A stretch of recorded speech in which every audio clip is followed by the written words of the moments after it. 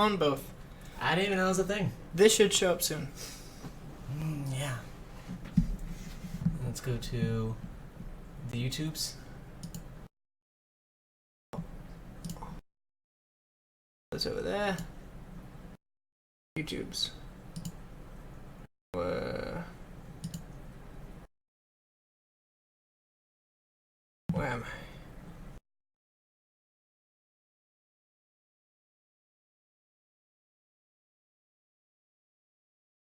How do I get to my thing?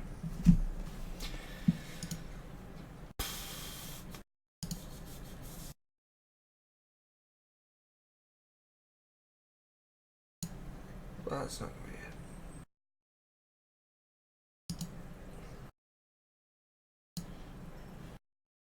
That could be it. There we go.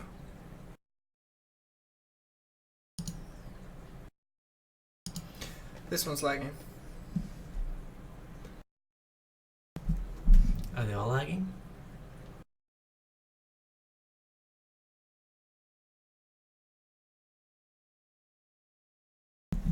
No, this one's back up now. Okay. Hopefully this one stops being blurry. I think we're testing a lot of bandwidth.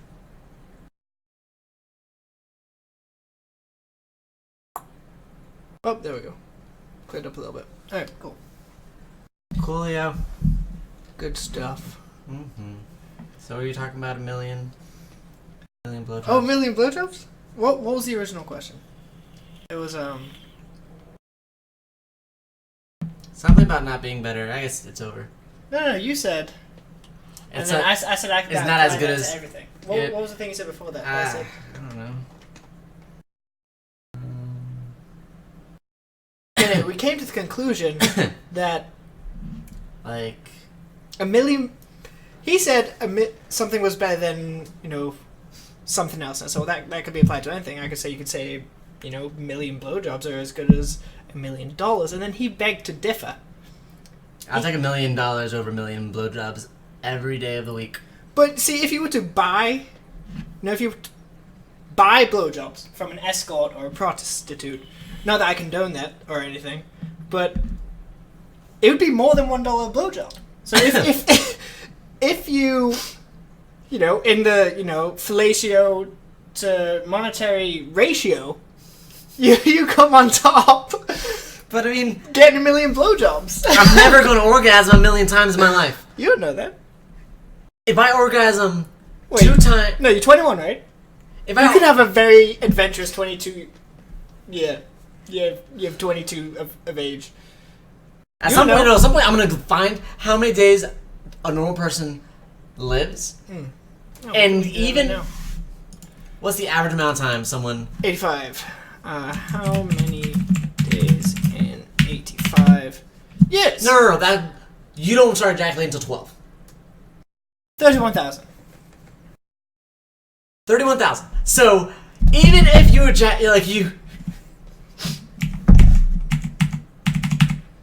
over 31025. You have to orgasm 32 times a day. Starting with the day of your birth. That's more than an hour.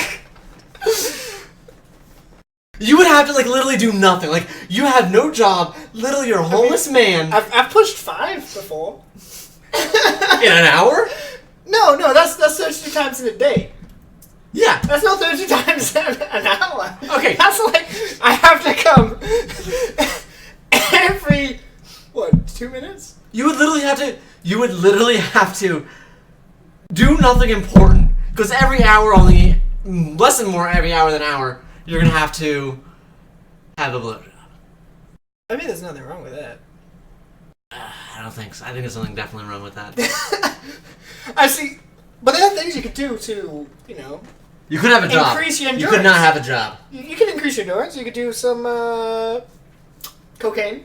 Where are you getting this cocaine? Because what job are you going to be at? I'm I'm gonna work here. I'm gonna work here at. I gotta get off soon. I gotta But, do my line of blow and get my 35 blowjobs. Every hour, I'm gonna have to go to this woman, and she will give me a blowjob. That might take about 5, 10, 15 minutes, depending what. Depending time of on day it is. her skill cap. Welcome to the trials. It's a video game podcast, I swear. A broadcast? But it's a video game podcast, I swear. Oh, I thought it said a I swear. broadcast. Okay. I so solemnly swear. What were we talking about? We were talking about Overwatch and how you don't think it's gonna have Overstock? Overwatch, not Overstock. Overstock.com. We were talking about how you don't think it's gonna have the legs to give it that longevity No. that you think it's shooting for. I don't think so. I don't think Overwatch is gonna have the legs to do it. I think it's peaking out almost about now. I think it's gonna be really hard for Overwatch to blow up past what it is. I don't think it's a game that competitively, I think it's a hard game to kind of do or kind of watch as an observer if it wants to take the esports scene. We talked a lot about it before this, but yeah. I mean, it's a great game. Great game. Looks beautiful. Runs very well. I know there's a couple tick rate problems, but it's Blizzard. They're going to get it fixed and solved, or they have their own reasons why they did 24 hertz per second. Game just came out. Definitely a lot of time to fix. They have not bought into the hype into it. I think it's a great game. I played it a couple times. I definitely gave it a little bit of a try. Not a big fan of really competitive shooters. I'm not great. I was kind of a Call of Duty back in the heyday, but I think Overwatch is really smart in mixing of multiple things. I just think it's really hard for the casual, not hard for the casual player to get in there, but I think for the competitive scene, for the casual player to look at it or something like that. Yeah, that's something I said. I've had access to Overwatch since late alpha, early beta, and I had five beta keys, which I didn't give to anyone, because I never really played, and it's one of those things. Like, I play a lot of Heroes of the Storm. I'm in a semi-competitive, casual chair league right now. Basically, you are in the bowling league of the bowling Heroes league of Heroes of the Storm, where you just get a couple people in there, not the best or stuff like that, but you're going against some couple people. Yeah, God. Some other people about the same. But Heroes of the Storm, and generally speaking, most MOBAs, you pick like a class. You have a niche. You have a role to fill in your team, right? Yeah. Whereas Overwatch is built around, dynamic gameplay. I was figuring where my hands are. Like, why is he only at one? Dynamic. He's only using one to do both sides. But around dynamic gameplay. What was that? And it was a picture I got sent. Pictures of you. Pictures of copyright. We're so good. We sound just like them. The YouTube's just gonna be like, shut it down. People are gonna be confused. Why? They're gonna be like, oh, this is them. This is definitely Nickelback. Oh, great singers. Thank you. But it's the whole core of this game is dynamic gameplay, being able to adapt on the fly to counter particular compositions of the opposing team. And in order for your team to be successful, I feel like there's a lot of legwork that needs to go in. You need to have a base knowledge of every hero. Mm-hmm. You don't necessarily have to play every hero on the regular. No. But you need to, because it's the core of the game, you need to know how to counter them. Yeah. And like I said, I started playing when there were like 10 heroes. I played a little bit. And then they released another one like every week, every 2 weeks. And then it slowed down a lot. And now it's been like once a month. Like, it literally just came out. Yeah. And they have a big hero pool right now. And to consider you can countlessly rotate the heroes in the game, like a game can easily touch every hero one time in a game. Something I also need to bring into, I like that they already said, hey, we're going to make all heroes and maps for free. Yeah. I like that. Maps and heroes being free, I guess in the type of what they're trying to do doesn't really segment it, especially with maps. If you put maps for paid, you will what is it called? Segregate. Segregate. I was like, okay. Right. Segregate the player base. Yeah. Like players who have to pay for this map, they won't be able to access it, so they have to be put in a different queue that other players do have it. And little problem that happened with Titanfall. Happens a little bit with Call of Duty, but yeah. But who gives a shit about Call of Duty? Am I right? But yeah, it's like that's smart. However, the amount of time that goes into each hero is a lot. So it's a lot of time that goes in each hero. So how long do they want this game to be? Do they want this game to be out for 3, 4, 5 years? How often are you going to put new heroes out? How often are you going to keep it up to date? How much time are you going to put in there into stuff? Because coming from a League of Legends background, the League of Legends characters takes about a year through concept, designing, lore, everything for it takes about a year if everything goes well. Yeah. If then they always go through different, like this person, the kit's good, but they can't find a lore or how to fit it into everything, so they just scrap it or put it later, and maybe they'll figure it out later. Putting 12-month time on a team doing that, and then saying you're going to give it out to free, how much of the quality is going to be into that? Yeah. It's a game where I understand why they went to $60. I think there's a big debate between why it's $60 versus free to play. What the monetary thing is, they definitely made more than the money back on how many sales they have. Yeah. Numbers aren't out, but definitely a lot of people were excited and Speaking definitely of going lore, to it. though, Overwatch is a very lore extensive game. Let's get tunt. Let's get tunt. We're getting tons up in the air. Mm-hmm. All right. I have a But yeah, margarita somewhere. I have a beer in my room, but that's later. But no, it's one of those like Overwatch is a very lore intensive game. Yeah. I really like it. Overwatch has a really super interesting lore, and But you don't see it. You don't see it. Like, why are we fighting? Why? I think they should have put like a story mode in Overwatch. Not maybe like a short story mode for each hero. Hey, I wouldn't even be offended if the story mode were just rehashings or resegments of actually maps they've done. Because I don't expect it to be really great. I just expect something to be in there. I like that they're doing this little movie montages to give a little more story into it. The Dragons was super good. I haven't seen Heroes, the Soldier 47 one. Yeah. But they really great. The CG in there is impeccable. But I know single player. I know it's not their focus or not what they're trying to do. Single player would have got me into it a little bit more. Forward, then I probably would have dabbled a little bit more into that. Oh, I mean, the good side of my face is the only thing that's showing that. You have a good side of your face. But yeah, like I would like a single player. I would like a single player in there. Maybe they said they might put it in later, but who knows? I just really think that the lore inside that's behind it would be really fun. I feel like they could have really made a good segment of why the people are fighting. You don't really have kind of a reason to it, but even though I feel like, yeah. It just feels weird to me to have such, a lore-heavy game with, each character have an extensive background, and then you don't see it in the actual fucking game. Yeah. Like, the only way you can get to know this lore is if you literally go into the characters page, read the characters, watch the comics, and watch the shorts. Yeah. And it kind of feels like a waste.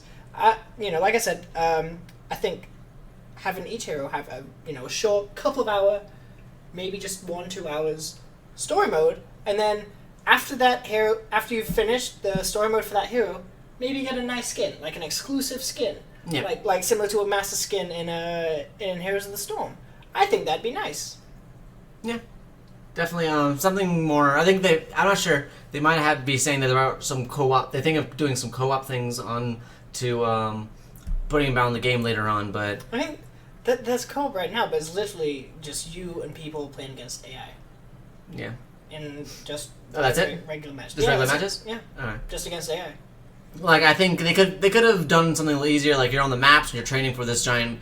You're training for this giant evil that's coming in there. But will you ever see the giant evil? Is this like the extent of the lore? Maybe they just put a video on later on and tag it to it. And will they create the lore away from the game and just the community grows around the lore that's away from the game from watching it? I don't know what their plans are. I mean, Blizzard are smart people, much smarter than us for sure. If they're so smart, why did they let Destiny be like it is? Right? Blizzard owns Activision. Blizzard runs what? Yeah, but it's under their roof. I think they're Bungie. Bungie made.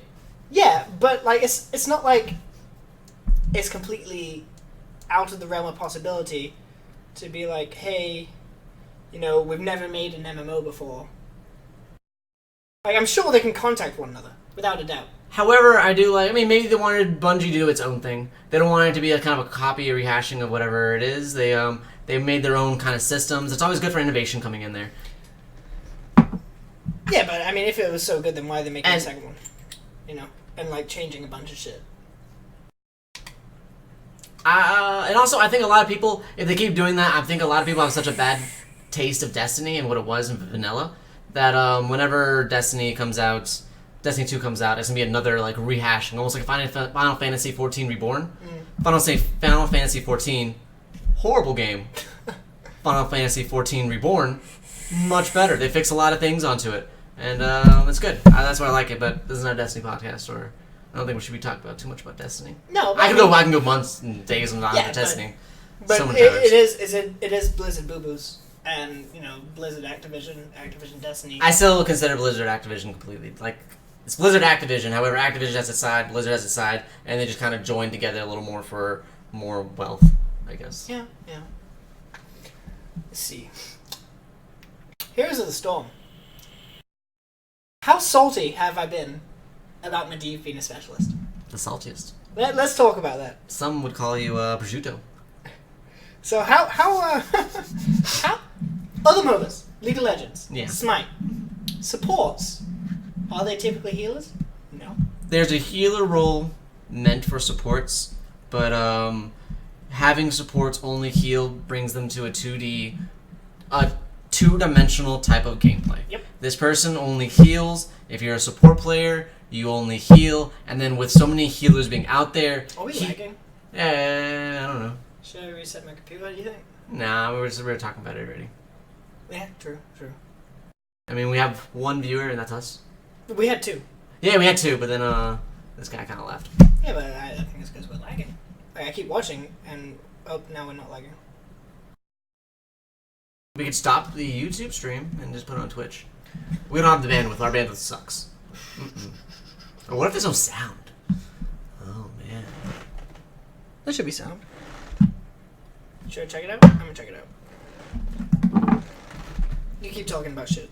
Well, shit. I guess we're talking about shit. Overwatch. No, let's go use this one. Okay. Yeah. I know much more about it. I still want to talk about Medivh. Like, I play almost only support. I'm the team captain for the Murky Mercs, which is our team in Chair League, and I play support royally. And Medivh, I was excited because he was licensed originally as a support character. Mm-hmm. But then, you know, the Heroes of the Storm team's like, well, you know, he doesn't have the capability to top off heroes, so he can't be a support. And to that I say, Tassadar. He doesn't have a single healing ability. Yes, he can turn into his shields having Leech, but how is that any different to one of Medivh's abilities? It's not really. Well, they turned Specialist from like a siege heavy role into anyone who isn't a warrior support or assassin. That's how it's always been. That's how it's been for a while. They're just officially claiming it that. Well, name a specialist that isn't fucking good at sieging. Lost Vikings. They are incredible at siege. Well, actually, they really excel. Okay, Lost Vikings and Abathur. They do XP so. But Lost Vikings siege 3 lanes at once. It doesn't look like a lot, but normally on the score sheet they have the highest siege because they're constantly killing minions in 3 lanes instead of 1. That's a specialist. Okay. Zul, siege. Yeah. Sylvanas, siege. Lost Vikings, XP. Well, no, they siege as well though. Literally, they don't push towers, but them killing the minions in the lanes gives the team, yes, a huge bulk of XP, but every minion damaged counts to your siege. I have hardly ever seen a game where Lost Vikings are not topping siege. Ever. True. I mean, they have 3 times the amount of people. Yeah. So, I mean, like, everyone here is basically a siege captain, and I feel like... But especially fucking Abomination Abathur. That shit goes to town. Like, I always thought, like, the fucking icon is even a fucking tower. Yeah. That screams siege, and then you have Medivh, who is basically support. Because they don't know where to put him. He's not a support because he doesn't heal, and they've cloned themselves in there. It's their fault for turning the fucking support role into a heal bot. I think one of the things that might have happened for them was they jumped into MOBA. They wanted to be different. They wanted to do something differently. However, they saw how 2D that the gameplay. I mean, it's actually pretty intricate on the designs and everything that you need to do for a MOBA and how to keep it. But oh, My bad. Clash Royale. Yeah. Look at that guy. He's so happy. He's so happy that he just won. I've never seen anyone wearing a headset playing Clash Royale and being that happy. I just feel like I don't understand. Alright, but Medivh, really great kit. He's a support. That's not a support. From what I've seen, obviously but his abilities we haven't played him. Support. They do. Can you pull up his yeah? Medivh abilities. H. No E. H. Don't worry. It knows what I mean. No, it thinks you mean medic. Oh, okay. Boom. There we go. Alright, so this is not all of them, is it? Transform into a raven. We're gonna see it. There. Transform into a raven. When he does this, he is immune to all damage. Yes. He can still soak lanes. He provides global vision. He can just fly around. I'm not sure what his movement speed is increased to, but being able to just fly over jungles. I think his movement is slower than normals. However, Probably the fact that he can fly over walls and everything like that makes it doesn't matter about move speed. If you need to go around a wall, he flies right over it. You're already there. Makes it really strong. He has a really strong mount for what it is. He can scout people out. Really good for vision scouting. I think it's a really smart move for them if they want to dabble more into getting vision to be much more key into the game. I think it makes it a little more dynamic, having more meta roles was what happen. But I think it's really good. I think it might be a little powerful. They might have to nerf it a little bit, but we have to see the numbers and how we play it out. But I think with him, I think one of the strongest strategies could be that you just basically you can soak almost 2 lanes by yourself, and as long as you can push the wave out when it hits the tower, that's it. I'd imagine his movement speed is in the realm of Rhaegar. Yeah, I can see the that. problem is you could argue it's faster. Since he doesn't have to, work his way through the jungle, he can just traverse over that shit. He can definitely get to places much faster than anyone else. Makes it really. I think that makes him really strong. But yeah, that's his Z. So it's kind of a supporty type role for it. Summoning 2 portals that persist. This makes me super excited. Summoning 2 portals that exist. He's a support. It brings utility and movement speed, but moving a team between places just really elegantly. If you get trapped into, let's say, a boss pit, yep, you pops it down, you guys get out, and the enemy team can't take it. Also, that's really strong. Actually, the one ability that even in League of Legends, when you pop it, the enemy team can also take it later on, but you can kind of set it up. Similar to was it Janus in Smite? Janus. Yeah. Janus and Smite, which is pretty. But the whole team can take advantage. Yeah. Hello, Other Games. Thanks for stopping by. Hey, how's it going? If you have any questions or any comments, please put them out. We'll definitely read it. But yeah, I think it's super smart what it is. It brings a lot impact into it. You can sneak up to people since vision isn't so strong right now in Heroes of the Storm. Basically, if someone's trying right here, in this perfect kind of moment, you are capturing this. They know nothing's about to happen here. You could bring your whole team over there. ETC can slide in and basically get a great mosh pit out or anything like that. You can send your bruisers to the back line, or you can even push some people away. It's a really smart way, and I think it brings so much utility into it. But you can't do it by yourself, whereas specialists right now are more of solo laners or are really strong doing everything by themselves. He can't be on himself. He doesn't really use the full advantage by himself since he doesn't put out a lot of damage. One of the reasons I don't think he fits into the previous specialist, mold. Blizzard needs to do exactly what League of Legends and Riot is doing, is that later on at some point they have to go back and actually rethink what each role is, because each role needs a specific thing, and having basically supports just only heal makes it a little bit of a, like I said, a 2D gameplay where they've done really well on how they incorporate it and making each character feel different. Yep. I feel like even though it accelerates the game, I think I would like to see a lot more utility. I feel like having utility based just not as strong, or his utility is really strong, but not adding it anywhere else other than tanks kind of takes away from it. So, do you think the only reason Medivh was not classified as a support, which was what it was originally labeled as, Yeah. is simply due to him not being able to top up health pools. Could be. I think they almost basically confirmed it in a blog post, A but blue post, yeah. I do think. Did you say blue post? Blue post. Blue post? That's what they call it. When the devs comment on shit, Yeah. it's blue typing. It's called a blue post. It's a Blizzard thing. You won't get it. Well, I won't get anything about Blizzard. Yeah, it's just like it's super strong. I think that's the reason why they had. That's the reason why they had to do it. A blow post. I didn't know what you said. I think you said blue boost or blow post, and I'm like, what is that?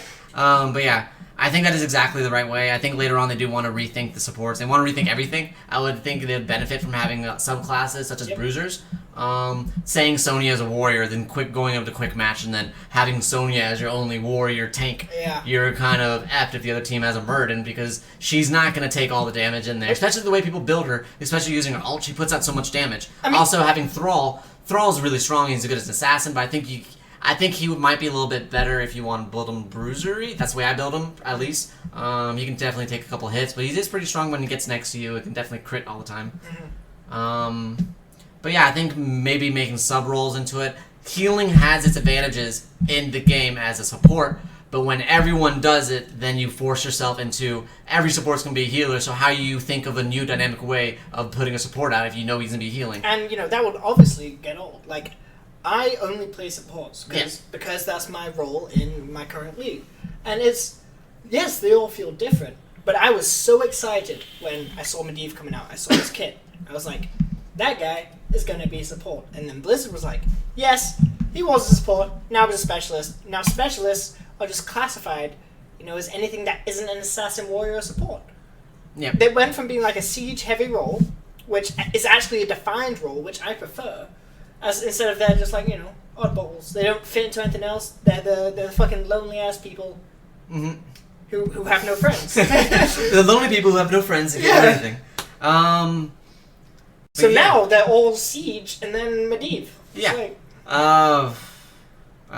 There's a lot. I don't think he's any more at home in the specialist criteria than he would have been in the support. I do like someone. I talked in Reddit about this. Spent a lot of time in Reddit and see what the forums kind of asked. All of them were basically saying the same thing. But also for matchmaking, imagine how sucky it would be if you put a Medivh on your team as the only support, and then the other team has like a medic or any healer or something like that. Your team is kind of at a disadvantage because you kind of do have to work around that. You could work around it, but I feel like the way it's kind of set up, you have to. You'd literally have to play around it. Like you'd want to utilize those portals and get early ganks. You'd want to, see that boss, use his vision, throw down the portal, you can intercept the boss. That would have to be the sort of way you play, instead of having a straight on, actual brawl. Yeah. Because Medic will outsustain you without a doubt. Yeah, but if you have assassins, if you know you're going to go in there and kill them all, Medivh's going to be the best because you just put, this guy's not going to take any damage, which is his next ability, which we can't actually show up because it's not on this Reddit post. But they take no damage. How about that? Like, for a split second, this person takes no damage. He can still be CC'd, but that's so impactful on a lot of ways, especially for burst assassins. If you kind of know that Nova's around and you could throw it on there before Nova gets to him. There it is. If Illidan... Oh, there he goes, yeah. Force of Will. Is that one? Yep. Project your will onto an allied hero, making them protected for 1.5 seconds, preventing all damage done to the target. And I'm pretty sure there was a talent that I read, one of the tier talents, is that... Make it AoE. And I thought you could make it a heal as well. It heals for a little bit, yeah. Yeah. It heals for a little bit of the damage that the person took. How's that any different from Tassadal's leeching? That it comes later on. It's like 13. Tassadal's is what? It's either... I think it's... Tassadal's a little earlier. I think it's 7. Yeah, it's still pre-10. So it's still an earlier trait. Yeah, but... if they move it down, maybe they could put him in a support role a little bit. I think he's going to be very skillful. Like, there's definitely a high skill cap on him, and I think, in general, even playing him is a high skill cap. You could definitely run him in a solo... I think you run him as a solo support, as long as you guys are very mindful of what you are doing. And everyone have to bear that in mind, that there's going to be less heals going out, and they're going to have to build a little bit tankier. I mean, most of the ranged assassins have some type of healing onto them. I know Lunara, I love picking up the one where your toxins actually start healing you, because it just gives you the little extra sustain that you don't have to worry about, where you don't have a healer always on you. Little extra sustain, and I think that's fine for a ranged assassin to have lifesteal. I think it's fine to have some lifesteal inside the game for your assassins because it makes them a little more durable. It makes them last longer, and you don't have to force your support to be the healer. You can be your own self-reviving healer. If you need to top yourself off, go get a camp. Be useful to the team and get a camp and maybe get it pushing. I mean, you'd be surprised how many people just don't even touch camps in just the first 10, 15 minutes of the game. It's surprising. Yeah, whenever I play, I make a habit because every map, camps are about 4 minutes. Yes. Very few people can take it by themselves at 4 minutes, but yes. No, but I mean, like, if there's really nothing else going on, enemy team's not making an offensive push, one in the lane to continue soak, Yep. 2 people can go grab camp. Yep. Completely. I mean, I completely agree with everything that it says there. It makes laning actually a little more strategic too, because if you don't have a support that's always there, or a support that's always healing, if you could push someone out of lane, they use well and they get out of lane, you can deny a lot of experience for your team. And not just regularly, you can deny experience without even having to push ahead. Because, like I said, a whole wave is like, I think, almost a tower, or the equal to a tower. If someone was a wave, that's missing the equal to a tower. So if you could push someone out of lane and then basically do that, or just in general anything else, I think it's really smart for having one self-healers. I think range assassins having healing is really strong.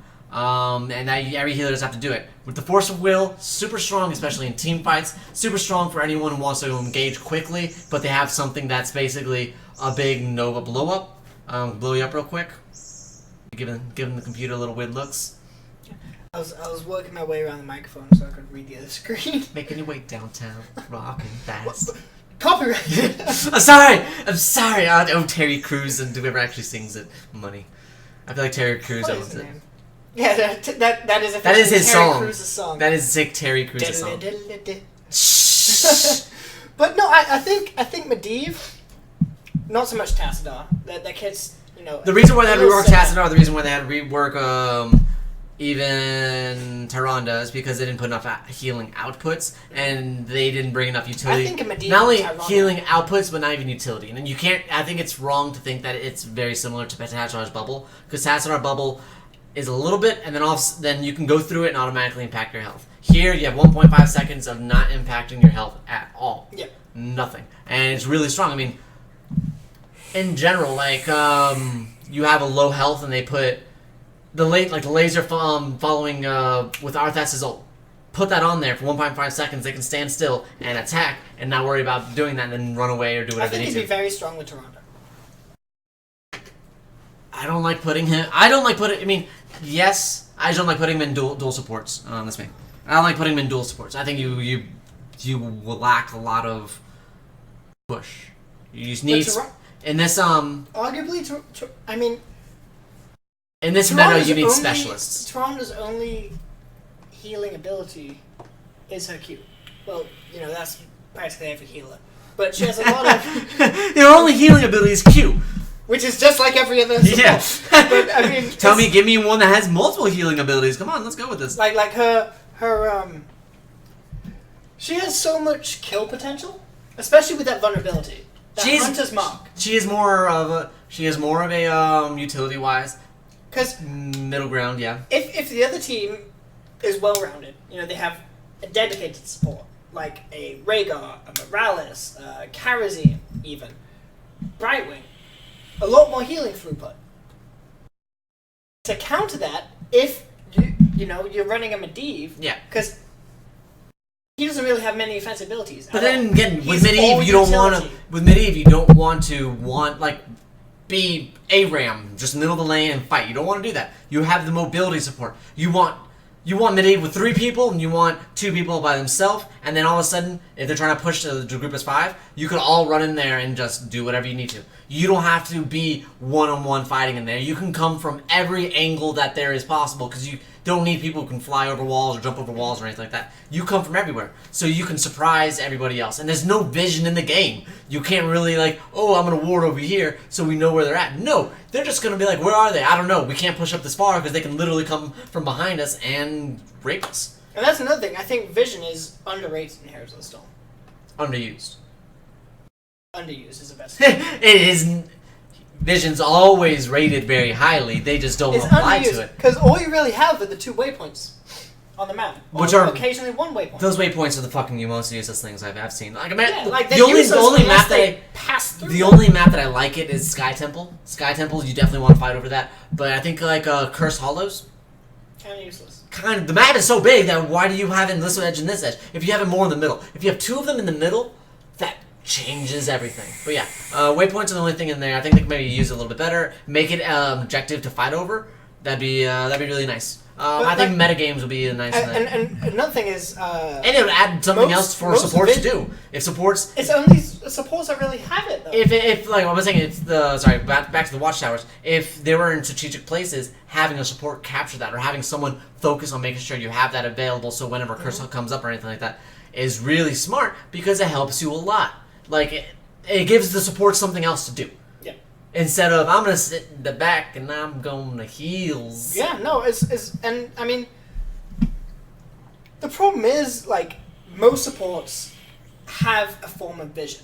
You know, let's see, Rhaegar has Farseer, Toronto has a W. Yep. You know, Brightwing has Peekaboo, Karazim has his Vision Dash, whatever the fuck it's called. Really strong too. Yeah, but the problem is they're all stationary, except Rhaegar's Farseer, which he can literally throw down across the map. And Toronto's... But it's not for a long period. It's just like for a little bit and then it goes away, right? Yeah, Right. but like... Still good. That's what I said. It's similar to the waypoints. It's stationary. If you throw it down, like Brightwing, you have to teleport to them, it's under their feet, and it stays there. Yeah, that's... If the enemy is not passing through that zone, it's kind of useless. I like that also with... And it takes away from valuable talents. If you take Brightwing's Peekaboo, you're missing out from his healing bubble, which, you know, you might actually need. Yeah. The reason, well, basically what it is that it's a utility that is strong. However, people don't pick it up because healing is more valued on a support than utility. Yep. And then you put your utility to your tanks, which changes a lot of things. Because tanks being utility-wise, yeah. However, tanks do a lot of damage, and here's the Storm. A lot more damage than most other MOBAs. A tank can definitely kill you if he needs to. 1v1, absolutely. And putting that much utility on the tank, who's usually on the front line, doesn't really have that... Well, coming back to that, a good, like, support, you know, in a team fight, all they really do is heal. But if you try and 1v1 in Uther, it is stun and self-heal city. That's what I'm about to say. Uther. Uther is strong, and the reason I think Uther is why he's so played is obviously his ultimate. His ultimate of giving Divine Shield really strong, which is a little bit of Divine Shield, kind of just without the CC. I still prefer Divine Palm over Divine Shield, basically because Wait, I'm talking about Uther. yeah, no, they are the same thing. However, Divine Palm saves you a fatality and heals you. Divine Shield just protects you. I think they're two different things. Two different One's a save and one's a get the fuck out card. I say one's an engagement tool. You give that to your engage. You give it to ETC. What are you gonna do? He's literally walking up and saying, "Hey, da, I'm gonna go over here and nosh pit whoever I want. Get away from me." Where the other one is literally a save. He is trying to save you. But I was saying Uther's super strong because his ultimate and he's adding all the stuns and being utility wise. They just have to bring him down a lot with using a lot of his mana, which I feel like brings him down and makes his gameplay not as fun or engaging because you're micromanaging your own mana so much that you're not really worrying on maybe setting up big plays. You should be rewarded for setting up big plays. Uther's always been pretty strong though. Back in the stun meta, Divine Storm, Divine Hurricane, and then every time you auto attack, reduce the cooldown of E, which is a powerful stun anyway. Yep. It's literally like E hit, and then they run away. Huge ass AOE stun. ETC can slide right in there with a mosh pit. Yeah. And that's why I hated the stun meta. It was... I honestly don't think there's a single person out there who was like, the stun meta is a great meta, and I think we should go back to the good times. Make Heroes of the Storm great again. Oh, God. But yeah. Uther 2K16. But yeah, I think, Face jumped off again. I don't want to be seen by the people. Okay. People don't need to see me. But yeah, that's what I completely agree. Bringing more utility to the game, definitely gonna help out. I don't want to harp on this too much. I think we talked about it good enough. Let's just finish off with his the last two abilities for Medivh, Yeah, so we can tell people. He has obviously two abilities. Here's the Storm. One of them is a chain polymorph, super strong. You throw it around on somebody, and then it chains to the next person if he's near them. And they can chain indefinitely. Yeah, it chains. If they stay grouped up, it's Yeah. sheep, sheep, sheep, sheep, sheep, sheep, sheep, sheep, sheep. Mhm. And it's really strong because you force the team to spread out, which is really good because if you have the team spread out, then it's easier to focus on one person. And you can follow that with a Sundering, even further the split. Yeah. But I think exactly. It's really strong. You silence them. They're a polymorph. They can't really do anything. And if they try retreating to the team has to basically they're quarantined, so they have to get away from them. It's a really smart ultimate, and definitely brings something unique. The Line of Seal fires a blast of energy down a line, putting the enemies and heroes of the storm in its path in stasis for 3 seconds. Am I wrong when I say you can curve it too? What? The line that basically puts everyone in stasis. You can reactivate it and curve it. I believe that's where I heard it from. So that basically you have a better Void Prison. Yep. That goes down the line, and you can hit multiple people with it. You can split up a team with it. It's easier, and then also it's better than the Void Prison because usually Void Prison, if you catch some people with it, most of the people just try getting in there to get saved. Yeah. They have a small line that they have to jump in to get saved. If not, you split the team in half for a good amount of time. How much is that? 3 seconds? A lot of time can happen in 3 seconds. Seconds are very important, and for 3 seconds, that's a lot of things you can do in time. Another thing I find interesting is, the fact that he can literally fly over terrain, and then casting ability drops him out of his Z. So he can easily Z once he's out of combat. Like if they're trying to retreat, get up right behind them, stasis. Yep. You're not getting away. No. Not today. Especially, let's say we have, again, back to ETC. ETC runs in, stasis him, get your team away from him because he's going to try to do a mosh pit or basically set back up. And it's a line, so if you get the whole team in there, that's great. Not use the best potential. You want to split the team up and get to the back line and kill your squishy. That's basically what it is. It's good for saving, but it also gives you a good back to the line. Going down back here, fun facts. This does also say slated to be a support. However, the dev quickly found out that any true solo support must be consistently top off their teams in health pools. In turn, they made him a specialist. So it is confirmed on that. Medivh will bring a new perspective on what's possible in the Nexus. Basically meaning, hey, we actually know how to make utility champions. Look at that. Round of applause for Blizzard. He should still be a support. Round of applause. He should still be.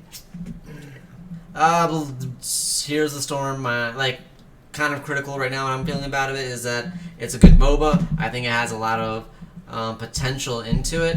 I think they need to grow. I think they need to mature. I think they need to rethink some of the things. And I think it's fine to go back and, even though you don't have a large roster, I would much rather have 30, 40 characters. Yeah, 30, 40 characters of polished than 128 of unpolished. And that's what League of Legends is doing now. They go back, rethink of what the role is supposed to be, and then give everyone the same type of design language and utility wise for it. And I think Blizzard just needs to suck it up and go back and do it. I don't like that they're releasing season 1 now with all the changes and everything happening. I like the seasons out there, but they need to go back and rethink almost every role. Yeah. Almost every roles and give them kind of defined ones. Give assassins multiple ones because not every assassin's the same. There's mage assassins, there's range assassins, auto attack assassins, and ability assassins. They've split them into 2 right now. They have the melee and then they have the ranged assassin. Melee and range, but that's so it's very vague. Yeah. That's like melee. It's like, alright, yeah, he's a melee, but what does he actually do? I don't know. Range assassin, and his range assassins, it's like, oh yeah, Jane is a range assassin, and so is Vala. 2 different playstyles, 2 different kits, 2 different types they need to. One's a mage, and the other one is strictly auto attack. You can't say Tracer and Kalthas are the same type of range assassin. Because then there's heroes that kind of blur the lines, like Falstad.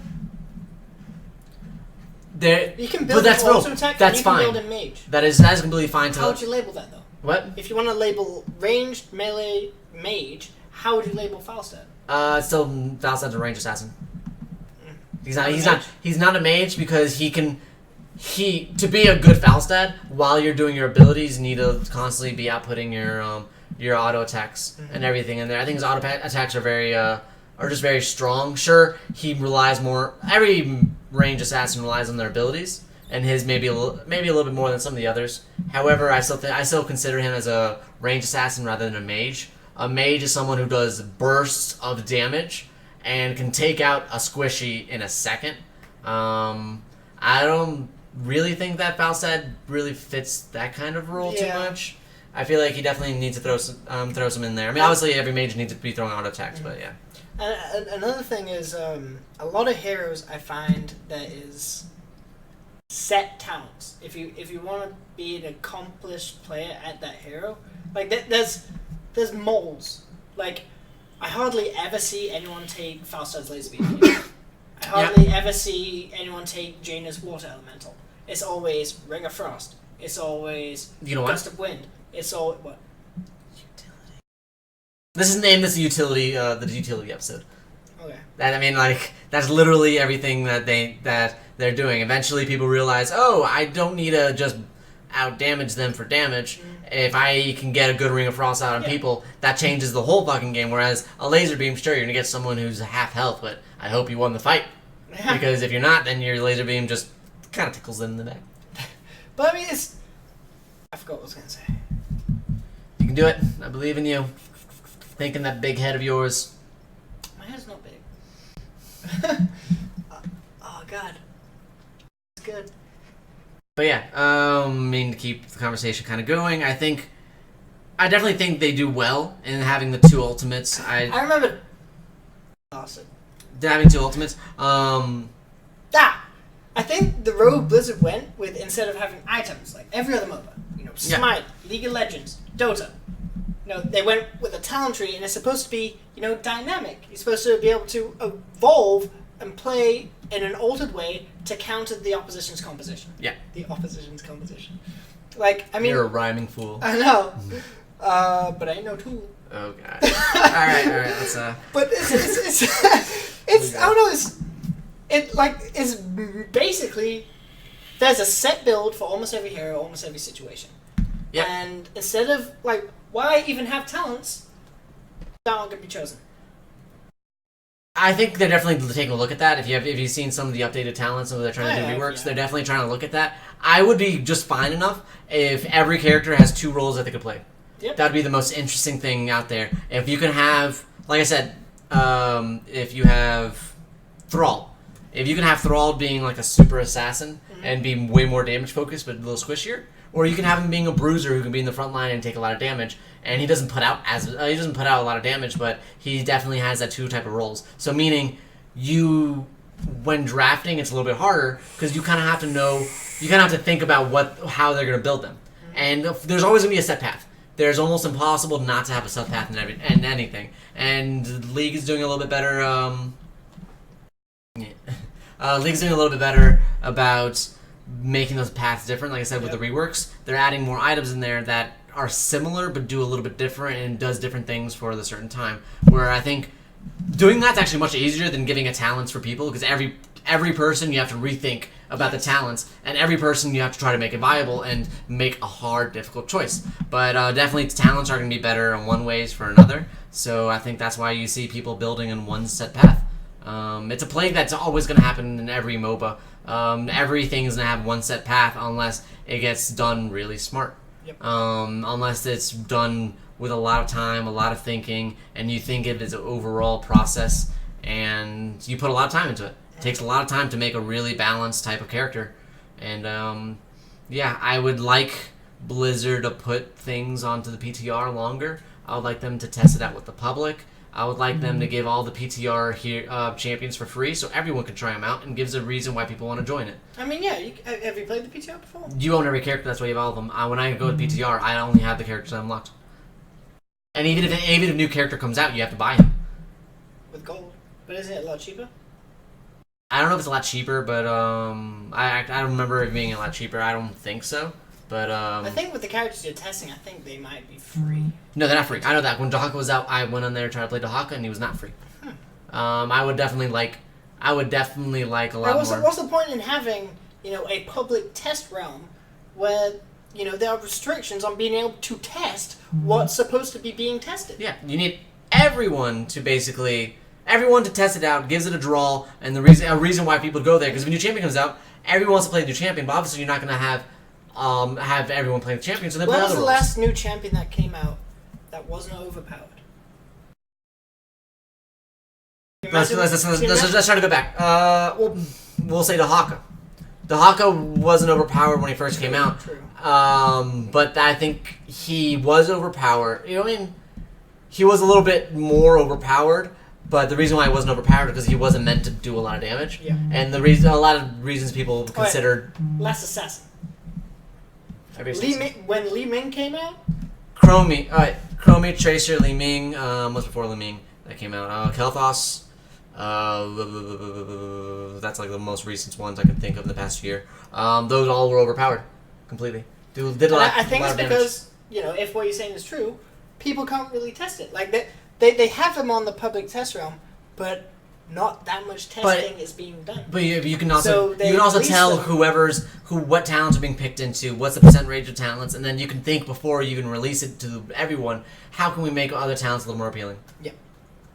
Because everyone's gonna obviously come up with their own type of theories, but you can definitely do that.